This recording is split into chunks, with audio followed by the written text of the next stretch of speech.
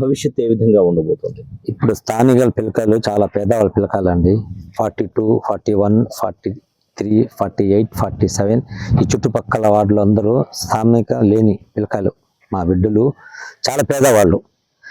ఈరోజు ఒక జామియా స్కూల్ కడుతున్నంటే చాలా సంతోషమైన మాట ఇది. మంత్రి నారాయణ సార్ ఆ రోజు వచ్చి మాట ఇవ్వటము, వెంటనే ఈ పనులు మీరు పూర్తి చేసి నేను ఒక బోర్డుకి అప్పగిస్తానని మన మంత్రి నారాయణ గారు చెప్పటము, అదేవిధంగా మన ఒక బోర్డు చైర్మన్ అజీజ్ భాయ్ గారు సార్తో రిక్వెస్ట్ చేసి ఇక్కడ మన ముస్లిం బిడ్డలకి ఒక జామియా స్కూల్ కడితే చాలా బాగుంటుంది.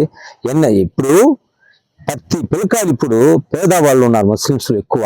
దాని గురించి మన అజీజ్ భాయ్ గారు ఆలోచించి ఒక స్థాయికి తీసుకురావాలని, ఎన్నడూ లేని, ఏ ప్రభుత్వం లేనిది ఆయన వచ్చిన తర్వాత, అజీజ్ భాయ్ వచ్చిన తర్వాత ఆలోచించి మన ముస్లిమ్స్ పిల్లకాయలు మంచి చదువు చదవాలి, ఒక స్కూల్ ఇంటర్నేషనల్ ఇప్పుడు ప్రభుత్వం స్కూల్లో ఇప్పుడు ఈ రోజు ఎక్కడ లేదండి, లేనిది ఈ రోజు మేము ఒక జామియా స్కూల్ కడుతున్నారంటే అది మంత్రి నారాయణ, అదేవిధంగా మన అజీజ్ భాయ్ చేస్తున్న అభివృద్ధి, అదేవిధంగా మనకు 3 ఎకరాల ఒక మసీద్ కూడా కడుతున్నారు. అది డిజైన్ కూడా వేసిస్తున్నారు, డిజైన్ కూడా ఉందండి మా దగ్గర. అది ముస్లింస్లకు మనందరికీ ఒక ప్రార్థన మసీదు, అది కడతాం. మాకు చాలా సంతోషంగా ఉంది, హ్యాపీగా ఉంది. ఇలాంటి మన నాయకుడు రావటం మన ముస్లిం చేసుకున్న అదృష్టము.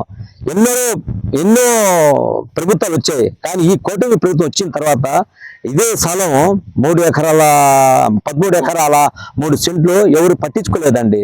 ఎవరు వచ్చి గత ప్రభుత్వం వాళ్ళు కబ్జా చేసేదాన్ని చూశారు, కానీ మన ఒక నాయకుడు, మన ముస్లిమ్స్ నాయకుడు అబ్దుల్ అజీజ్ భాయ్ గారు వచ్చిన తర్వాత దేవుడు స్థలం 1 ఇంచు కూడా ఎవరికి ఇవ్వను, ఆ దేవుడు వచ్చి చెప్తే నేను ఇవ్వని ఒక మాట చెప్పారండి.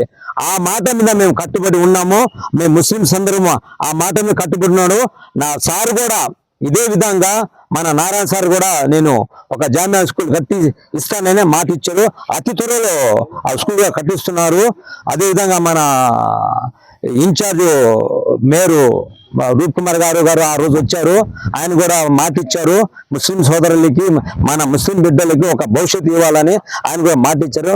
మేము కట్టుబడి మేము ముస్లిం సోదరులు అందరూ ఉన్నామండి.